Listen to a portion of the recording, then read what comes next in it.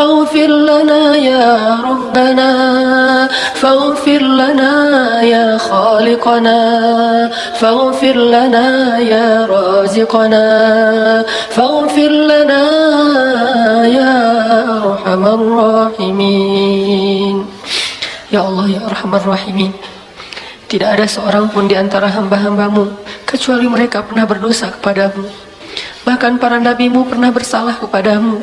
Adam pernah melakukan dosa di hadapanmu, lalu ketika dia memohon ampunanmu, engkau pun mengampuninya ya Allah. Nabi Nuh pernah berbuat dosa kepadamu, lalu ketika dia memohon ampunanmu, engkau pun mengampuninya ya Allah. Nabi Musa pun pernah berbuat salah, lalu ketika dia memohon ampunanmu, engkau pun mengampuninya ya Allah. Nabi Ibrahim pun pernah berbuat salah, lalu ketika dia memohon ampunanmu, engkau pun mengampuninya ya Allah. Bahkan Nabimu yang mulia Nabi Muhammad SAW pernah berbuat kesalahan, lalu ketika ia memohon ampunanmu, engkau mengampuninya ya Allah. Kami yakin tak ada seorang pun yang meminta ampun kepadamu kecuali engkau pasti mengampuni dosanya ya Allah. Dan engkau tidak peduli sebanyak apapun dosa orang itu ya Allah, karena sedikit pun dosanya tidak akan menyulitkanmu ya Allah. Sebanyak apapun dosanya tidak akan merugikanmu ya Allah. Sebanyak apapun dosanya tidak akan menyakitimu ya Allah. Sebanyak apapun dosanya tidak akan menghinakanmu ya Allah, karena engkau maha mulia, karena engkau maha kaya, karena engkau maha perkasa ya Allah. Tidak ada rugi bagimu dengan kemaksiatan dan dosa setiap hamba-hambamu, dan tidak untung pula bagimu ketaatan hamba-hambamu. Maka engkau tidak peduli berapapun banyak dosa kami, pasti engkau mengampuninya. Kami yakin itu ya Allah. Engkaulah Ghaffar, engkaulah Ghafur, engkaulah Rahman, engkaulah Rahim, engkaulah Karim, engkaulah Rauf, engkaulah Hakim ya Allah. Ampunkanlah dosa-dosa kami ya Allah. Janganlah engkau binasakan kami dengan dosa-dosa kami ya Allah. Ya Rabbana, jangan kau palingkan wajahmu dari kami karena dosa-dosa kami ya Allah. Janganlah engkau mencabut kasih sayang dan rahmatmu dari kami karena dosa-dosa kami ya Allah. Janganlah engkau jauhkan kami dari kebenaran dan kebaikan karena dosa-dosa kami ya Allah. Janganlah engkau biarkan kami tersesat karena dosa-dosa kami ya Allah. Janganlah engkau timpakan kepada kami musibah yang tidak mampu kami memikulnya karena dosa-dosa kami ya Allah. Janganlah engkau cabut kasih sayang di antara suami istri kami karena dosa-dosa ya Allah. Janganlah engkau cabut kasih sayang ayah dengan anak, anak dengan orang tua karena dosa-dosa ya Allah. Janganlah engkau cabut kasih sayang orang-orang soleh kepada kami karena dosa-dosa ya Allah. Dan janganlah engkau biarkan kami jauh dari Rasulullah di padang mahsyar karena dosa-dosa ya Allah. Janganlah engkau mengazab kami karena dosa-dosa ya Allah. Sesungguhnya rahmatmu mendahului kemurkaanmu ya Allah. Ya Rabbana, janganlah engkau timpakan musibah kepada bangsa kami ini karena dosa-dosa kami ya Allah. Janganlah engkau menguji kami dengan pemimpin yang zalim justru karena dosa-dosa kami sebagai masyarakatnya ya Allah. Janganlah engkau menimpakan kepada kami bencana karena dosa-dosa kami ya Allah. Janganlah engkau menghilangkan keberkahan dari negeri Indonesia ini karena dosa-dosa bangsanya ya Allah. Kami memohon ampunanmu ya Allah. Ampunkanlah dosa bangsa Indonesia, ampunkanlah dosa kami, ampunkanlah dosa perempuan-perempuan muslimah Indonesia, ampunkanlah dosa pemuda-pemuda Indonesia. Sehingga dengan istighfar kami engkau turunkan kasih sayangmu ya Allah. Engkau turunkan kebaikan kepada negeri kami ya Allah. Rabbana zalamna anfusana wa illam taghfir lana wa tarhamna lanakunanna minal khasirin. La ilaha illa anta subhanaka inna kunna minadh dhalimin. Sungguh kami tahu Nabimu Yunus alaihissalam pernah melakukan kesalahan di hadapanmu, lalu engkau menimpakan kepadanya ujian. Engkau biarkan dia tenggelam di dalam lautan yang gelap. Di dalam lautan itu dia memohon ampunanmu ya Rabbana. La ilaha illa anta subhanaka inni kuntu minadh zalimin. Maka bergetarlah arasy-Mu, engkau ampunkan dosanya, lalu engkau selamatkan dia dari musibah itu. Maka selamatkanlah kami dari segala musibah yang disebabkan oleh dosa-dosa kami ya Allah. Selamatkan kami dengan ampunan dari sisi-Mu ya Allah. Janganlah engkau menghalangi kami dari kebaikan dunia dan akhirat ya Allah. karena dosa-dosa kami di masa lalu, ya Allah. Janganlah Engkau tutup hati kami dengan dosa-dosa kami, ya Allah. Siapakah lagi yang bisa memberi petunjuk jika Engkau telah menutup hati seorang hamba-Mu, ya Allah. Astaghfirullah Rabbal baraya. Astaghfirullah minal khataya. Astaghfirullah Rabbal baraya. Astaghfirullah minal khataya. Rabbana atina fid dunya hasanah wa fil akhirati hasanah wa qina adzabannar. Amin ya rabbal alamin. Subhanakallahumma wa bihamdika asyhadu an la ilaha illa anta astaghfiruka wa atubu ilaik. Assalamualaikum warahmatullahi wabarakatuh.